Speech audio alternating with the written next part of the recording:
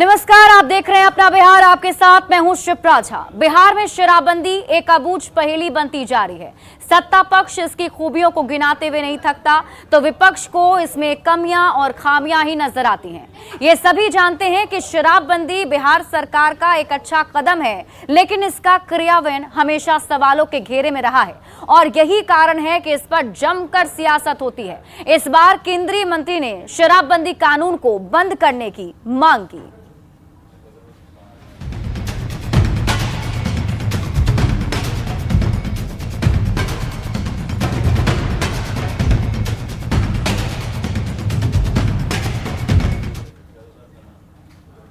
CM Nitish Kumar के साथ सत्ता में जो भी दल होता है वो शराबबंदी कानून का समर्थन करने के लिए मजबूर होता है, लेकिन सत्ता से बाहर आते ही उसे शराबबंदी कानून में तमाम खामियां दिखने लगती हैं। ताजा बयान केंद्रीय खाद्य प्रसंस्करण मंत्री और एलजेपी राष्ट्रीय के अध्यक्ष पशुपति पारस का है, जिन्होंने शराबबंदी को लेकर नीतीश सरकार पर सवाल खड़े किए। उन्होंने कहा कि शराबबंदी गरीबों के लिए अहितकर है और उन्होंने इस कानून को खत्म करने की मांग कर दी। उन्होंने ये भी कहा कि अगर शराबबंदी कानून संभल नहीं रहा है तो इसके होने का कोई औचित्य ही नहीं है।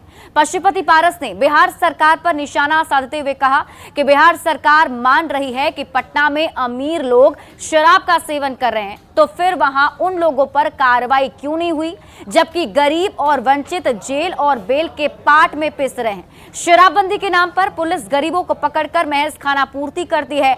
हालांकि सत्ताधारी जेडीयू ने केंद्रीय मंत्री पशुपति पारस के आरोपों को खारिज कर दिया।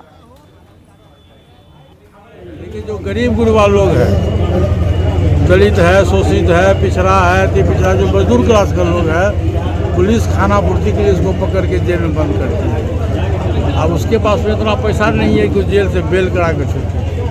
ये गरीब के लिए बहुत ही अहितकर है ये कानून। बिहार सरकार से संभल नहीं रहा है कि इसके जरा सकारात्मक रूप भी देखिए।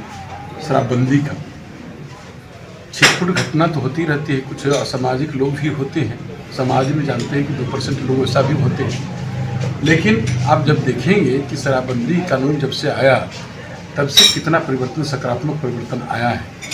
और जब जो पहले लोग जो शराब पी के लोग जो रोड पर रहते नाचते थे और बहुत तरह की बातें, लेकिन आज देख रहे हैं कि लोग किस तरह से जो हर परिवार में जो है समृद्धि हो रही है।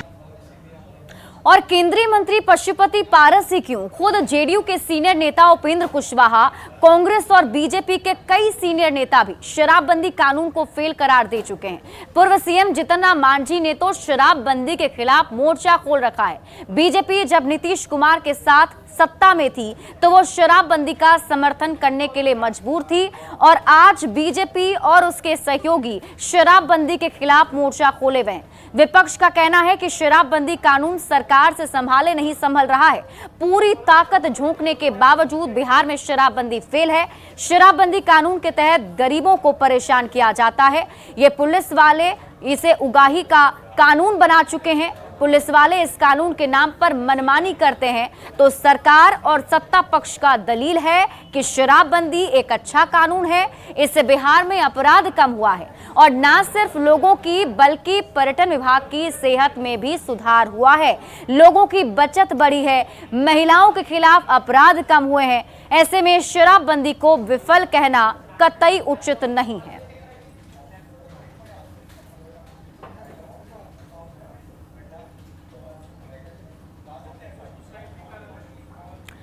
तो ये वो बयान है जो हम आपको ग्राफिक्स के जरिए दिखा रहे हैं कि समर्थन में क्या तर्क दिए जा रहे हैं और विरोध में क्या तर्क दिया जा रहा है।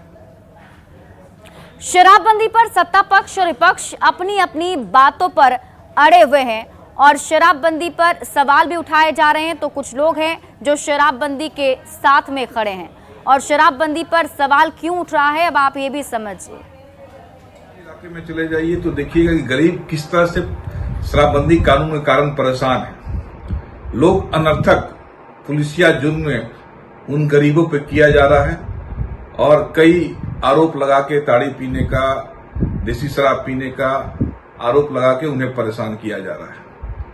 रही बात शहरों की, तो घर घर होम डिलीवरी हो रहा है। अर्ध शहरी शहरों में देखेंगे तो लोग भारी मात्रा में जहरीली शराब पी रहे हैं। बिहार में शराबबंदी कानून सशक्त रूप से लागू है। आदतन लोग शराब चालू करने की मांग कर रहे हैं। भारतीय जनता पार्टी और उनके घटक दल दोनों इस बात के लिए उतारू हैं कि बिहार के अंदर में शराब चालू हो जाए। तो मैं तो आग्रह करना चाहता हूं कि भारतीय जनता पार्टी और लोक जनशक्ति पार्टी दोनों सड़कों पर उतरे और शराब चालू करने की गुहार लगाए। ऐसा तो नहीं होता तो गुजरात में क्यों नहीं बंद करा देते? गुजरात में भी तो शराबबंदी कानून लागू है। पशुपति पारस जी, बिहार में शराबबंदी कानून जो लागू हुई है उसका लगातार विरोध कर रहे हैं। एक तो वह बिहार में नहीं रहते हैं, बिहार के गांव में नहीं रहते हैं, अपने क्षेत्रों में नहीं रहते हैं। उनको बिहार में जो शराबबंदी कानून लागू की गई है उसके बारे में उनको क्या जानकारी है? जो लोग शराब के आदी हैं, शराब सेवन करना चाहते हैं, वही लोग, वैसी ही पार्टी शराबबंदी कानून का विरोध आज बिहार के अंदर कर रही है। और अब आप ये समझिए कि शराबबंदी पर सवाल क्यों उठाए जा रहे हैं। पूर्ण शराबबंदी के बावजूद शराब की तस्करी हो रही है। शराब माफिया पुलिस वालों पर हमले भी कर रहे हैं। जहां जहां पुलिस की टीम जाती है वहां पर हमले की खबर सामने आती है। शराब पीकर वाहन ड्राइवर लोगों को कुचल रहे हैं। शराब पीकर बड़ी संख्या में लोगों की मौतें हो रही हैं। पुलिस का ध्यान अपराधियों पर कम, शराबबंदी पर ज्यादा रहता है। कानून सफल बनाने के लिए ड्रोन, मोटर बोट का भी इस्तेमाल किया जा रहा है। हजारों की संख्या में लोगों की गिरफ्तारी भी की जा रही है, जिन्हें पकड़ा भी जा रहा है। गिरफ्तार लोगों में गरीब और पिछड़ों की संख्या सबसे ज्यादा होती है। अदालतों में अब लंबित मामलों की संख्या भी लगातार बढ़ती जा रही है और अदालतें इसे लेकर नाराजगी भी जाहिर कर चुकी है। शराबबंदी कानून में दो बार संशोधन भी किए जा चुके हैं। पुलिस वाले और कर्मचारी कई बार शपथ ले चुके हैं। नशाबंदी के लिए कई बार मानव श्रृंखलाएं भी बनाई जा चुकी हैं। सत्ता पक्ष से लेकर विपक्ष इस पर सवाल खड़े कर रहा है। बढ़ते हैं आगे और विपक्ष का क्या कहना है। शराबबंदी कानून सरकार से संभाले नहीं संभल रहा। पूरी ताकत झोंकने के बावजूद बिहार में शराबबंदी फेल है, ये तर्क दिया जा रहा है विपक्ष की तरफ से। उनकी तरफ से कहा जा रहा है कि शराबबंदी कानून के तहत सिर्फ और सिर्फ गरीबों को परेशान किया जाता है। ये पुलिस वालों के लिए उगाही का कानून बन चुका है। पुलिस वाले इस कानून के नाम पर मनमानी करते हैं तो सरकार और सत्ता पक्ष का दलील है कि शराबबंदी एक अच्छा कानून है। इससे बिहार में अपराध कम हुआ है। न सिर्फ लोगों की बल्कि पर्यटन विभाग की सेहत भी सुधर गई है। लोगों की बचत पहले से ज्यादा बढ़ चुकी है। महिलाओं के खिलाफ जो अपराध होते थे उसमें कमी आई है। ऐसे में शराबबंदी को विफल कहना कतई उचित नहीं होगा। तो ये तर्क पक्ष और विपक्ष की तरफ से दिए जा रहे हैं। शराबबंदी कानून पर सवाल अपनी जगह है, लेकिन सीएम नीतीश कुमार शराबबंदी कानून पर पूरी तरह से अटल हैं। वो लगातार अधिकारियों से शराबबंदी कानून को सफल बनाने के लिए कहते रहते हैं। आप खुद ही सुनिए शनिवार को सीएम ने पटना के एसएसपी से क्या कहा था। आइए पूरा कीजिएगा कि नहीं कीजिएगा, हैं? हाँ तो पूरा करिए। और जब यहाँ पर सबको धरिएगा गड़बड़ करने, हम ऐसे ही किसी को नहीं पकड़ने का। असली आदमी को पहचानिए, कौन कर रहा है इधर उधर, और उसी को अगर पकड़िएगा तो ठीक से आपका हो जाएगा। कुछ लोग बाहर से विदेशी ला करके अपना बेचने की कोशिश करता है, कुछ दूसरे लोगों से लेकर के बंटवाता है। सबसे ज्यादा भितरिया में गड़बड़ है अगर कहीं तो बिहार पटने में है।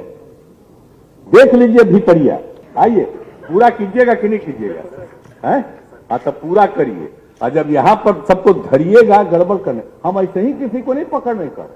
असली आदमी को पहचानिए, कौन कर रहा है इधर उधर, और उसी को अगर पकड़िएगा तो ठीक से आपका हो जाएगा। देख लीजिए भितरिया, बहुत बड़े बड़े लोग हैं। और जब बड़े बड़े लोग हैं, धंधा करते हैं, तो यही से न धराएगा आपको, बहुत आदमी पकड़ाएगा। तो हम तो बार बार कहते हैं कि जरा पटना पर भी नजर रखिए। तो शराबबंदी पर तमाम सवालों के बीच सीएम नीतीश कुमार के आदेशानुसार पुलिस और मद्य निषेध विभाग की कार्रवाई लगातार जारी है और इसी के तहत 20 नवंबर से लेकर 26 नवंबर तक मद्य निषेध विभाग और पुलिस विभाग ने संयुक्त कार्रवाई करते हुए कई उपलब्धियां हासिल की हैं।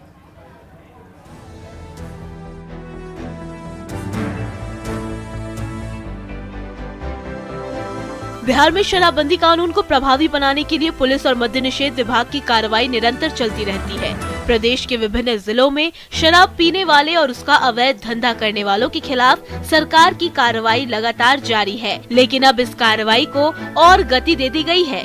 बीते 20 नवंबर से लेकर 26 नवंबर तक के आंकड़े इसकी गवाही दे रहे हैं।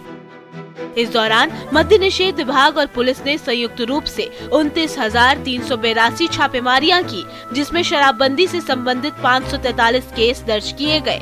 इसमें मद्य निषेध विभाग की ओर से 2,876 और पुलिस की ओर से 2,167 केस दर्ज किए गए। यही नहीं, इस दौरान 10,383 लोगों की गिरफ्तारी भी की गई है, जबकि होम डिलीवरी के आरोप में 227 लोगों को दबोचा गया है। विभाग और पुलिस की संयुक्त कार्रवाई में 357 वाहन जब्त भी किए गए हैं। महज एक हफ्ते के भीतर हुई ये कार्रवाई इस बात का संकेत है कि सरकार शराबबंदी को लेकर प्रतिबद्ध नहीं, बल्कि बेहद सख्त भी है। मद्य निषेध की तरफ से जो इस पीरियड में पुलिस और उत्पाद दोनों ने मिलकर के लगभग 30,000 छापेमारियां की और इस दौरान 5,000 से अधिक अभियोग दर्ज किए गए और 10,383 अभियुक्तों को गिरफ्तार किया गया और इसी दौरान 357 वाहन को भी जब्त किया गया। शराबबंदी की सफलता और विफलता को लेकर तमाम तरह के कयास अक्सर सतह पर आते रहते हैं, लेकिन महज एक हफ्ते के बीच हुई इस बड़ी कार्रवाई पर गौर करें तो इतना तो साफ नजर आ रहा है कि सरकार शराबबंदी को प्रभावी तौर पर लागू करने का मन बना चुकी है। न्यूज़ 18 के लिए पटना से संजय कुमार की रिपोर्ट। और इसी बीच हैदराबाद से बड़ी खबर आपको बता दें, पूर्णिया के बनमनखी से अगवा लड़की को बरामद कर लिया गया है। हैदराबाद से लड़की को बरामद किया गया। आरोपी फराज भी अभी पुलिस के हिरासत में है। बनमनखी पुलिस ने दोनों को पकड़ लिया है। आपको बता दें कि फराज एक लड़की को लेकर फरार हुआ था, जिसके बाद लड़की के परिजन लगातार अपनी बेटी को बरामद करने की गुहार लगा रहे थे और पुलिस की टीम ने कार्रवाई करते हुए हैदराबाद से अगवा लड़की को बरामद कर लिया है। फराज भी पुलिस की हिरासत में है। आपको बता दें कि बनमनखी से अगवा किया गया था और उसके बाद खासतौर पर वहां पर परिजन के साथ साथ काफी लोग आक्रोशित हो गए थे। लोगों का अल्टीमेटम था कि जल्द से जल्द पुलिस लड़की को बरामद करे, नहीं तो आंदोलन किया जाएगा। और पूर्णिया में उस वक्त तनाव का माहौल भी बना हुआ था। अब पुलिस की टीम ने बड़ी कार्रवाई करते हुए हैदराबाद से आरोपी फराज को हिरासत में ले लिया है। उसके साथ ही लड़की को भी बरामद कर लिया गया है। तो खबर आपको बता रहे हैं हैदराबाद से बड़ी खबर, जो जानकारी पहले से मिल रही थी। पहले ही बताया जा रहा था कि पूर्णिया से ये दोनों भागकर हैदराबाद आए हैं, जिसके बाद बनमनखी पुलिस ने हैदराबाद से दोनों को अभी बरामद कर लिया है। फराज भी पुलिस के हिरासत में है। तो आपको हैदराबाद से बड़ी खबर बता रहे हैं। बता दें कि पूर्णिया से प्रेमी और प्रेमिका फरार हुए थे, जिसके बाद से जो परिजन हैं वो अपनी लड़की को बरामद करने की गुहार पुलिस से लगा रहे थे। कुमार प्रवीण हमारे सहयोगी अधिक जानकारी के साथ जुड़े हुए हैं। प्रवीण, क्या जानकारी मिल पा रही है? पुलिस हिरासत में फराज है, अभी कहाँ है, कहाँ क्या बनमनखी लाया जा रहा है दोनों को? जी बिल्कुल, बता दें कि 24 नवंबर को बनमनखी के एक व्यवसायी की बेटी को फराज नाम के युवक ने अगवा कर लिया था और वो हैदराबाद चली गई थी दोनों। और हैदराबाद में इसके बाद वहाँ लोगों ने में काफी आक्रोश हो गया और लोगों ने थाना का भी घेराव किया था, बाजार बंद किया था, धरना प्रदर्शन किया था। इसके बाद पुलिस सक्रिय हुई थी और पुलिस हैदराबाद पहुंची और हैदराबाद में पुलिस ने लड़की को बरामद कर ली है। और जानकारी के अनुसार लड़का जो फराज आरोपी है उन्हें भी पुलिस ने हिरासत में ले लिया है और अभी हैदराबाद से पुलिस उसको बनमनखी ला रही है और उम्मीद है कल तक वो बनमनखी पहुंच जाएगी। हालांकि पुलिस का कहना है कि पहले लड़की का बयान कराया जाएगा, लड़की का बयान कोर्ट में जिस तरह से बयान देगी उसके बाद उस अनुसार से कार्रवाई होगी। फिलहाल वहां पर क्या कुछ स्थिति बनी हुई है, क्योंकि जिस तरीके से लोग काफी ज्यादा आक्रोशित थे, परिजन भी आरोप लगा रहे थे लड़के पर और जल्द से जल्द बरामद करने की गुहार लगा रहे थे, क्या उनसे बातचीत हो पाई आपकी परिजनों से? बिल्कुल, परिजनों से बातचीत है और परिजनों में काफी आक्रोश था। पिछले 2 दिनों से पूरा बनमनखी बाजार गर्म था। वहां के व्यवसायी से लेके आम आदमी काफी आक्रोशित थे और लोगों का कहना था कि ये लव जिहाद का मामला हो सकता है। हालांकि लड़का और लड़की दोनों ने अपना एक वीडियो भी जारी किया था और लोगों में अभी भी आक्रोश बना हुआ है। हालांकि पुलिस कह रही है कि लड़की को बरामद कर लिया गया है और वो कोर्ट में बयान के बाद उसको परिजनों को सुपुर्द कर दिया जाएगा। बहरहाल देखना है कि अब वो कोर्ट में क्या बयान देती है और उसके बाद आगे की कार्रवाई होगी। हालांकि लोगों में काफी आक्रोश था। कल भी लोगों ने धरना प्रदर्शन किया था, परसों भी बाजार को बंद किया था, थाना का घेराव किया था। इसके बाद बड़ी पुलिस अधिकारी भी वहां पहुंचे थे और उन्होंने आश्वासन दिया था कि जल्द लड़की को बरामद कर लिया जाएगा। चलिए, आप इस पूरी खबर पर नजर बनाए रखें। बहुत बहुत शुक्रिया तमाम जानकारी के लिए। पटना के फुलवारी शरीफ में गहनों की दुकान में बड़ी लूट हुई है। 7 की संख्या में आए अपराधियों ने राधे श्याम ज्वेलर्स में लूट की वारदात को अंजाम दिया। अब ऐसे में सवाल है कि एक ही इलाके में क्यों हो रही है बार बार लूट की वारदात।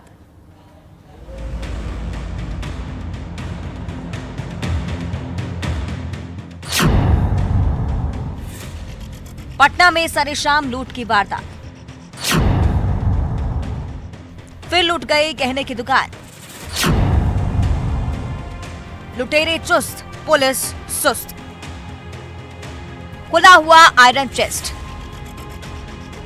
खुली हुई अलमारी, यहां वहां बिखरे पड़े गहनों के डिब्बे अपनी कहानी खुद बयां कर रहे हैं। तस्वीरें फुलवारी शरीफ की हैं। फुलवारी शरीफ के नवादा मोड़ इलाके में शाम के 7 बजे गहने की दुकान में लूट हो गई।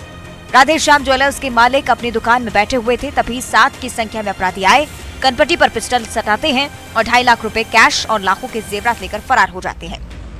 हम गल्ला पर बैठे हुए थे, वहाँ मेन मेरा सब लॉक था, जो था। सबसे पहले चाबी मारा, यहाँ चाबी कैप्चर में लिया हाथ में। इसके बाद अपने से नहीं खोला तो सब हमसे खुलवा लिया। पिस्टल भिड़ा लिया था, मारा भी। कितना लोग था? लगभग 6 से 7 लोग था। सीसीटीवी फुटेज में दिख रहा है कि लड़का उन लुटेरों में से एक है जिन्होंने घनश्याम ज्वेलर्स में लूट की वारदात को अंजाम दिया था। ऐसा नहीं है कि इस इलाके में लूट की ये पहली वारदात हो। राधे श्याम ज्वेलर्स के बगल में ही 8 नवंबर को दवा दुकान में लूट हुई थी और 9 नवंबर को गहने की दुकान में। बावजूद इसके पुलिस ने लूट की इन घटनाओं से कोई सबक नहीं लिया और एक और गहने की दुकान लूट गई। पुलिस की कार्यशैली से नाराज लोगों ने सड़क जाम कर हंगामा किया। यहाँ का प्रशासन कुछ नहीं करता है। कुछ दिन पहले 10 दिन पहले वहाँ पे कांड हुआ है बाल्मी में और फिर भी हाथ पे हाथ रख के क्या कर रहा है यहाँ का पुलिस? हाँ, क्या कर रहा है? कहने को पटना बिहार की राजधानी है, बिहार की पुलिस के सबसे बड़े अधिकारी यहीं बैठते हैं, फिर भी लूट की वारदातें थमने का नाम नहीं ले रही हैं। सवाल है कि क्या फेल हो चुकी है पटना पुलिस? क्या ध्वस्त हो गया है पुलिस का खुफिया तंत्र?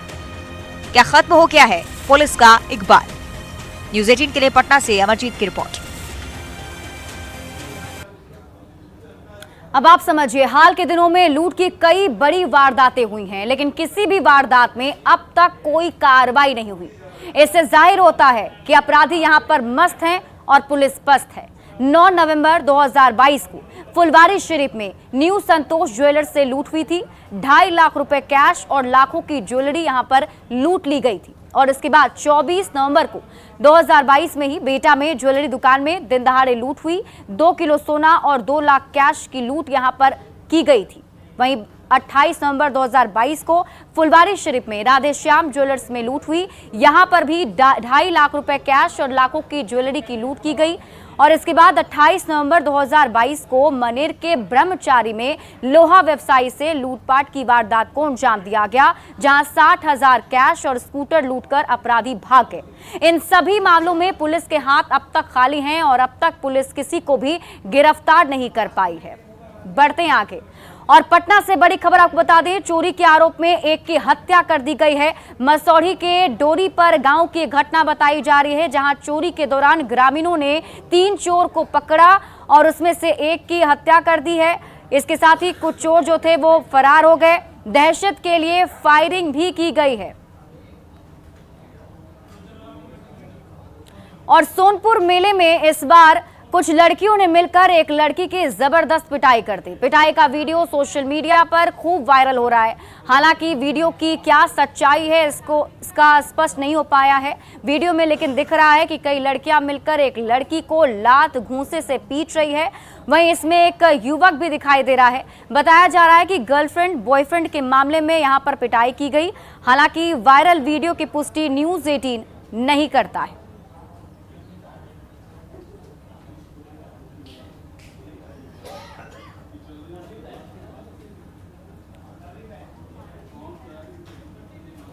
अंतर्राष्ट्रीय पर्यटन स्थल राजगीर में पंच पहाड़ियों के बीच राजगीर महोत्सव का आज से आगाज होने जा रहा है। ये महोत्सव 1 दिसंबर तक चलेगा। इसके साथ ही 4 दिनों तक ग्राम श्री मेले का आयोजन किया जाएगा। इस कार्यक्रम में आज पार्श्व गायक शान अपने जलवे बिखेरेंगे।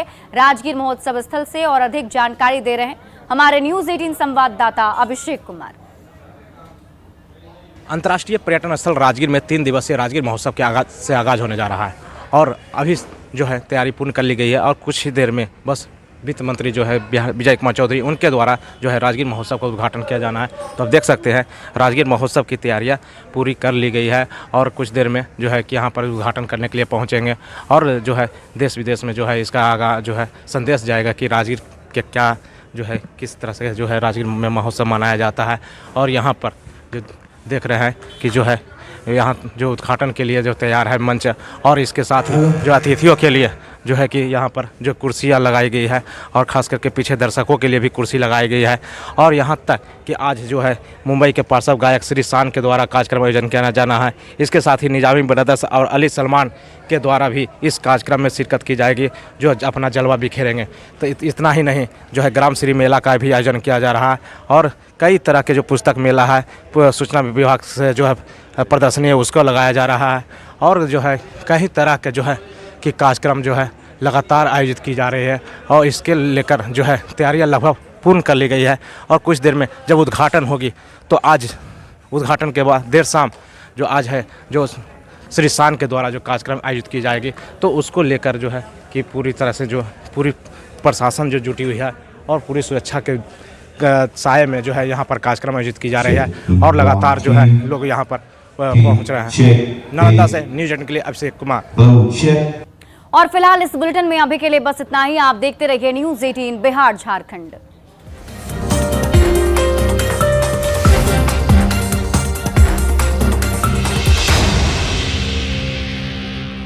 Headlines presented by